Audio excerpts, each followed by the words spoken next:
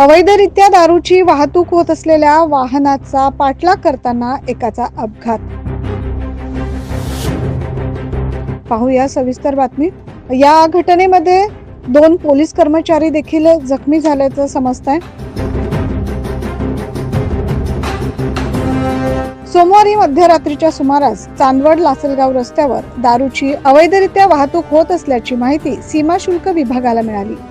मिळालेल्या माहितीनुसार सीमा शुल्क विभाग तसेच लासलगाव पोलीस कारवाईसाठी सीमा शुल्क विभागाच्या वाहनात पाठलाग करत होते.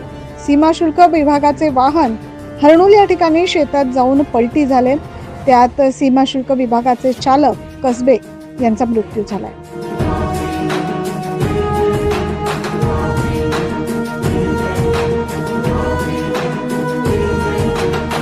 तसेच लासलगाव पोलीस स्टेशनचे कर्मचारी डोंगरे आणि निकम हे देखील त्या वाहनात होते. ते देखील गंभीर जखमी झाले. त्यांना पुढील उपचारासाठी नाशिक येथे हलवण्यात आले.